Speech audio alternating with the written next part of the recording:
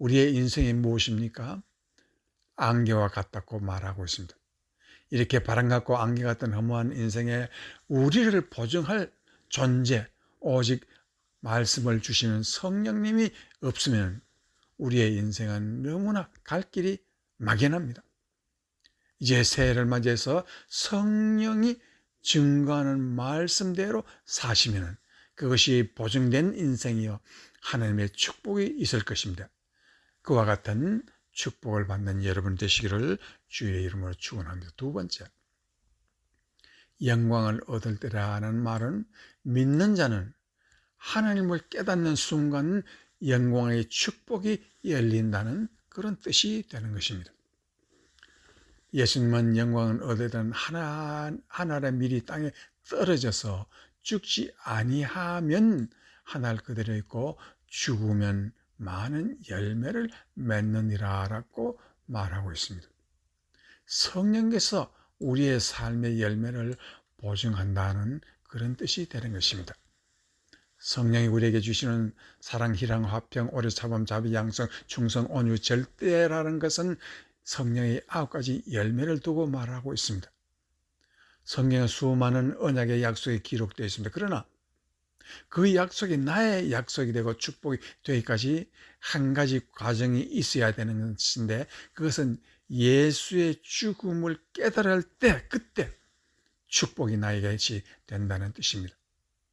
구원을 얻고 주의 사함을 얻고 천국이 나의 것이 되는 것은 예수 나를 위해 정말 죽으셨구나 하는 그것을 깨달을 때 비로소 감사와 기쁨과 회개가 터지고 천국 문이 나에게 열리는 것입니다. 이것은 믿음으로 깨달음을 주는 것입니다. 우주에 가득 찬 축복은 깨달을 때가, 그때가 바로 나의 것이 되는 것입니다. 과학자들은 수학과 물리학으로 물질의 원리를 깨닫는 순간 이 땅의 축복이 우리의 것이 되는 것과 똑같습니다. 그런데 고린도서 3장 5절에서 9절 말씀에 보면, 그런즉 아볼로는 무엇이며 바울은 무엇이며 그들은 주께서 각각 주신 대로 너희로 하여금 믿게 한 사역자들이니라. 6절 나는 심었고 아볼로는 물을 주었으되 오직 하나님께서 자라나게 하셨느니. 7절 그런즉 심는 이나 물주는 이는 아무것도 아니로되 오직 자라나게 하시는 하나님뿐이라. 8절 심는 이와 물주는 이는 한 가지이니 각각 자기의 일을 한 대로 자기의 상을 받으니라. 9절 우리는 하나님의 동력자요 너희는 하나님의 밭이요 하나님의 집이라. 사도 바울은 인생에 어떻게 얘기를 하느냐 하면 하나님의 집을 짓는 과정이라고 말하고 있습니다. 그런데 우리는 하나님의 동력자라고 말을 하고 있습니다. 이것은 아주 중요한 깨달음을 우리에게 주는 말씀이 되는 것입니다. 우리 한국의 속담에서도 다음과 같은 말씀이 있습니다. 진, 인사, 대천명이라는 말이 있습니다. 이 말은 사람의 일을 다 하면은 하나님의 축복이 있으리라 라는 말입니다. 이 말은 하나님께서는 사람이 하는 일은 물 주어 심으면 그것으로 끝이라는 것입니다. 그리고 하나님은 자라게 하시는 것이라 라고 말하고 있습니다. 자기의 일을 다하면 하나님은 반드시 자기의 영광을 우리에게 열매로 보여주신다는 것입니다. 이것을 깨달으는 말씀입니다. 우리에게 가장 중요한 것은 믿는 자에게는 삶의 열매를 주시는데 그것은 바로 사랑받을 성품을 만들어 주시겠다고 말을 하고 있습니다. 이와 같이 성령의 열매를 맺는 그 성품을 두고 하나님께서는 큰 자와 작은 자로 결정하시고 하늘나라에 가서도 이 땅에서 우리의 성품이 어떻게 열매 맺느냐에 따라서 하늘나라의 큰 자가 되고 때로는 하늘나라에서 작은 자가 된다고 말을 하고 있습니다.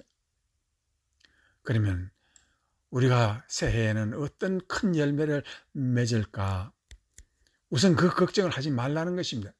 우리가 우리의 할 일을 다 하면은 하나님은 우리에게 열매 맺는 인생이 되게 해 주신다는 것입니다. 그래서 우리가 기도할 때 기도를 들어주실까 미리 염려하지 말라는 것입니다.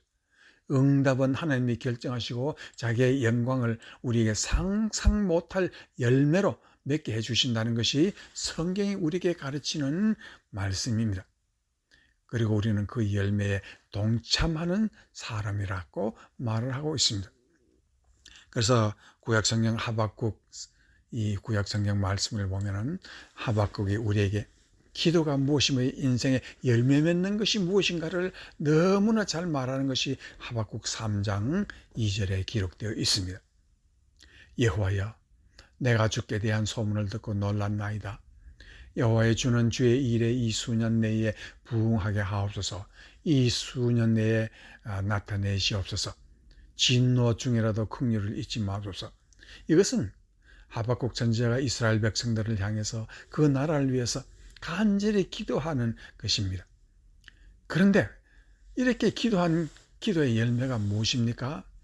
하박국 3장 12절 말씀해 보니까 주께서 노를 바라사 땅을 두르셨으며 분을 내서 여러 나라를 밟으셨나이다.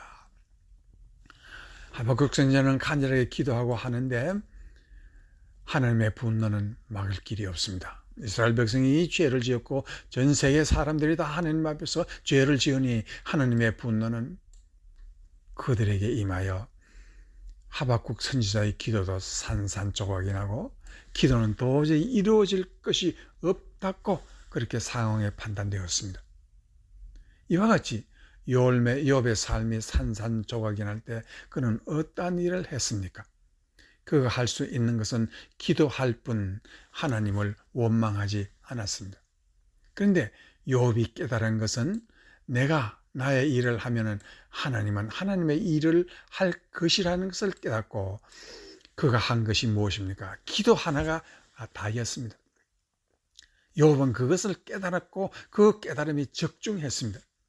세상 친구들은 찾아와서 그에게 모든 어려운 말을 다 하고 그가 하나님의 앞에서 죄를 지었기 때문에 복을 받지 못할 것이라고 말했지만 사실은 하나님은 욥이 깨달은 대로 큰 축복을 이전보다 2배로 더 주셨고 인생의 영광 받을 때는 내가 내 할 일을 다하면 하나님이 반드시 영광을 주신다는 이 욥의 깨달음이 확실했습니다. 그래서 하박국 3장 17절과 19절에서 다음과 같이 놀라운 말씀을 하박국이 깨달음을 기록하고 있습니다. 17절 비록 무화과나무가 무성치 못하며 포도나무에 열매가 없으며 감람나무에 소줄이 없으며 밭에 먹을 것이 없으며 우리의 양이 없으며 외양간에 소가 없을지라도 18절 나는 여호와로 말미암아 즐거우며 나의 구원의 하나님으로 말미암아 기뻐하리로다. 19절 주 여호와는 나의 하나님이시라. 주 여호와는 나의 힘이시라. 나의 발을 사슴과 같게 하사 나를 나의 높은 곳으로 다니게 하시리라. 하박국 선지자는 놀라운 것을 깨닫게 되었습니다. 아무리 기도하여도 가난과 아픔과 고통에 어려움이 가득하여도 아무 응답도 보지 아니할 줄 알았는데 그게 아니라는 것입니다.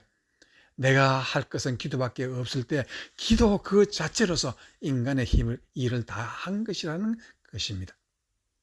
그리고 하나님은 그의 영광을 보이는 것을 깨달아 알았습니다. 그래서 하나님은 자신의 응답이 되고 나의 힘이 되고 나의 기쁨이 되고 높은 곳을 다니게 하는 삶의 날개라는 것을 깨닫게 되었습니다. 여기서 우리가 이 땅에서 영광 받을 때라는 것은 하나님을 깨닫는 순간이 바로 영광의 때라는 것을 알 수가 있습니다. 그러나 유대인들은 이와 같은 깨달음에서 실수하고 말았습니다. 그것을 가르치는 것이 마태복음 21장 42절에서 43절 말씀에 있습니다.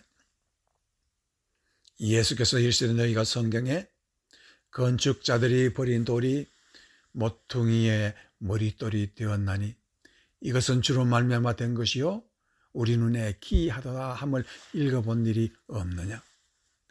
그러면 내가 너희에게 이르니 하나님의 나라를 너희는 빼앗기고 그 나라에 열매 맺는 백성이 받으리라 라고 말을 하고 있습니다. 건축자들이 버린 돌이 바로 십자가에 죽으신 예수 그리스도를 말하고 그것을 깨닫지 못한 백성들은 망한다는 것입니다. 이 무서운 충고를 유대인들은 아직도 깨닫지 못하고 있습니다. 그들은 기도는 하지만 기도의 핵심은 예수 그리스도가 죽음이 나의 상급이요 힘이요 축복이요 생명이라는 것을 깨닫지 못해요. 기도의 응답을 끝까지 얻지 못하는 백성이 되리라는 것입니다. 그렇다면 이제 신년 기도는 무엇이 되어야 하겠습니까? 기도하기 전에 오직 하나, 예수 그리스도의 죽음이 나의 응답인 것을 이미 깨닫고 기뻐하고 감사하고 또 기도하고 또 찬송할 때 그 기도는 영원한 축복의 문이 열리고 하나님께서 우리에게 영광의 문이 활짝 열리게 해 주실 것입니다. 이와 같이 여러분은 십자가를 깨닫고 기도하는 축복의 백성이 되고 영광의 백성이 되기를 주의 이름으로 축복합니다. 할렐루야. 아멘.